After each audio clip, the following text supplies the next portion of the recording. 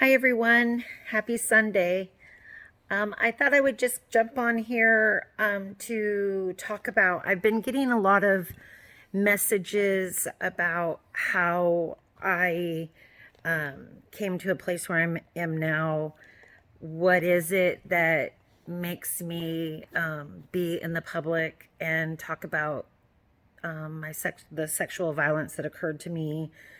Why is it that I go on the news and fight for laws or all of those things? And so, first of all, I was angry, very, very angry after that happened to me. I would fight all the time.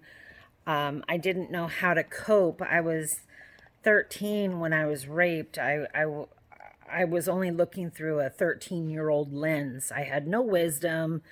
I didn't even have really a lot of life experience, when you're 13. And um, I I was a virgin, and I just didn't have a lot of life. My passion was dancing. I studied jazz and ballet from the time I was 8 years old until after I was raped. So I didn't have the coping skills or wisdom or any of those things. And so, unfortunately, I got into drugs and alcohol. I think that's very normal for a lot of us that have experienced sexual violence or sexual abuse. We don't know how to cope, and we find something that kind of makes us numb. And that's what I did for a very long time.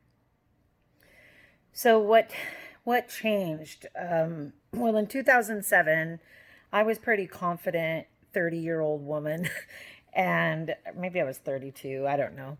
But I was pretty confident and pretty healthy at the time. I hadn't drank or used in like over 5 years. I was surfing, I was working out, I just felt confident. And then so my family and we sued the parole board in Oregon to make sure that my rights were followed through, and that and that my voice could be heard in a parole hearing. Well, I didn't realize how badly or how much that was going to suck out of me. I was a young person, married, happy, kids, the whole thing, very good. I was very, very good at that time. And then being in that fight and the PTSD and talking about it, my rape, and just doing that all the time for 8 months felt like an eternity. It it re-traumatized me. I didn't realize what I now know about secondary trauma, re-traumatizing myself, and horrible PTSD. I started having night terrors again, like I did when I was young. Just the whole thing. Well, anyways, fast forward, I exploded. My family imploded on itself, and I was full blown into my addiction again. So fast forward, like I said, people have been asking me what I do. So 9 years ago, I surrendered. I realized that I needed a higher power in my life that I could trust and love and get to know and have an intimate relationship with. From the time I was 13 on, I was very angry at God. I am a Christian, I do believe, but I was so flippin' angry at God for just having this kind of stuff around us and affecting our children. And I was angry. I would always fight. I was just said the wrong thing, and I'm like, oh yeah, you want to go? So anyways, I had to surrender, and I had to do a lot of work on the inside of me to practice humility, practice selflessness, honesty, honest with myself, honest with others, being an authentic person, not just who you want me to be or who I think you want me to be. I had to be authentic, and learn who Tiffany is authentically. I also have a therapist. I have a great therapist. I looked for somebody that focused on PTSD, anxiety, trauma, things like that. It took time, but I had to learn how to trust women too. I didn't trust men and I didn't trust women. So that kind of took a lot of people out of my life that I could trust and be honest with and even practice honesty with, because I was so afraid that you were going to leave me, judge me, whatever. I don't know. Anyways, so a great therapist, one that will talk with you, one that you feel comfortable with.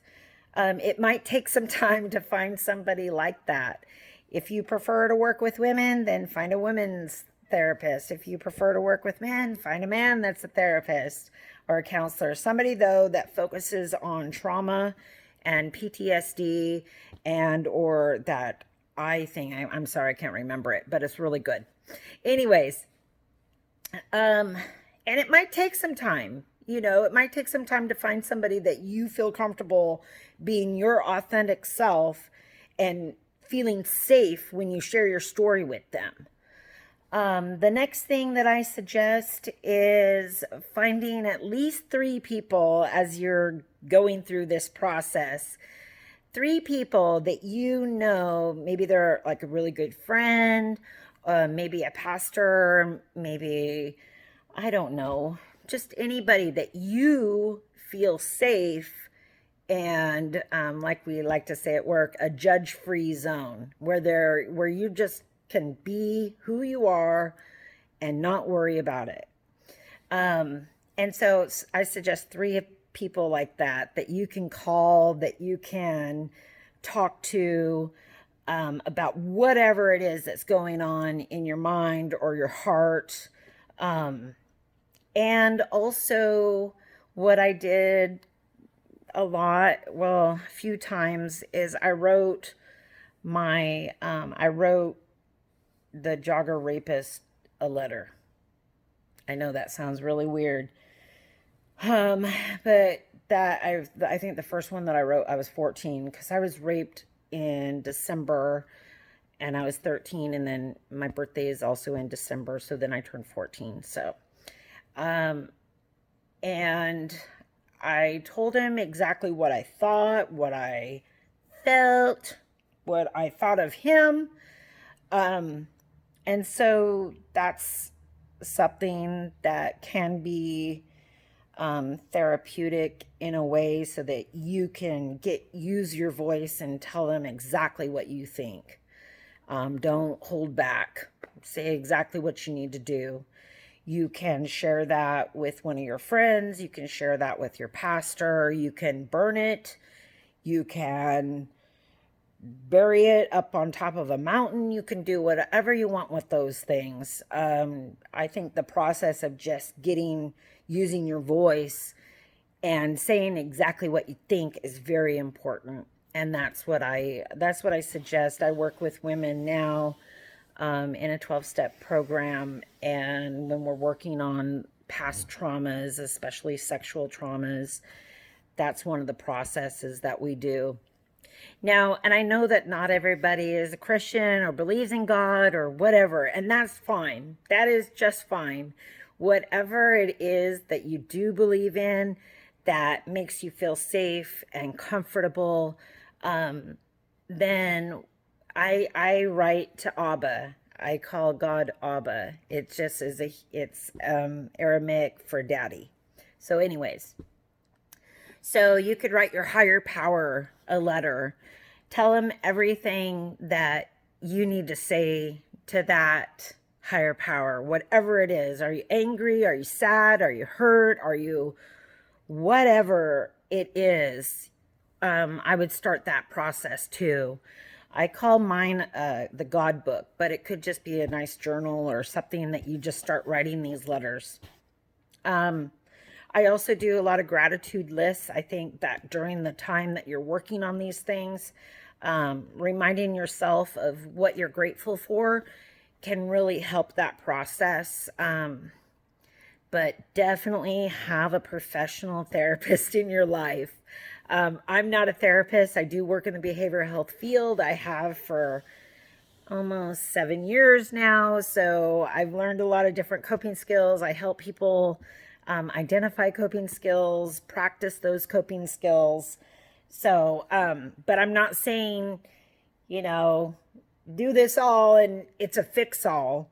It's a process. Everything takes a lot of time. It took me 30 years to come to a place where I could even consider not necessarily like forgiving Gilmore, like, but I had to forgive enough of him or enough of the what he did to me so that I could get to the other side. You know, I don't wish him harm, but I don't like it that he's out of prison and, you know, but it is what it is, right? He did his time. I get that, but he's still dangerous. Anyways, I digress. So sorry about that. So those are the things that I do. Those are the things that I suggest. Like I said, it's not a fix-all. Please have a professional therapist, somebody that you can talk to and process things with, learn how to identify coping skills, start practicing those coping skills. Everything that we do, like what I tell my sponsees, everything that we get to do, we're just practicing. So when we practice something, that doesn't mean that we're going to do it perfectly.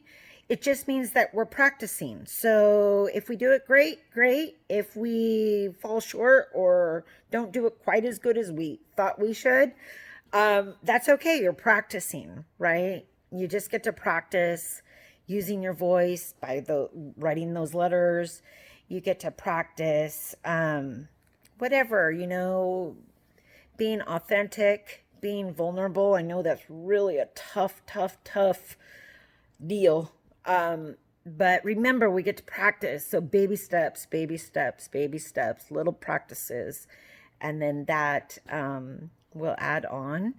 And, you know, my life isn't perfect. I'm not perfect. I still, you know, will sometimes get those panicky feelings. I'll still get scared. I still have nightmares sometimes, not as much. I do have 2 big giant German Shepherds now, so that helps me feel safer when I'm at home by myself during the day or whenever. I am married. My son lives with me, so, you know, I'm protected by these big guys too. So, so I just wanted to share with you guys those things. Like I said, it's not a fix-all, and maybe my path and the way that I've done things, you know, you just got to figure out what works for you, because maybe what I've done isn't quite exactly what's going to help you, but, you know, you could at least start the process. It's okay to be human. It's okay to be scared. It's okay to practice new, characteristics or principles. We call them spiritual principles in the 12-step group that I'm a member of. But we're not perfect. We're not supposed to be perfect. But I think that we're supposed to be our authentic self. So that's all that I wanted to come on here and talk to you about. I do facilitate, or I did create and facilitate a group called Get Your Voice Back. And so my vision with that is I want to kind of create like a workbook so that people can do it wherever and all over, and we'll just do it that way. So I am working on that, but I wish you all the best, and I will pop on here again sometime and do another video. We'll talk about other things, because I've been getting some really weird messages from people, and check it out. I'm married. Whatever. Keep your comments to yourself if you get what I'm saying. So, anyways, I hope you all have a great day. I hope you have a great week.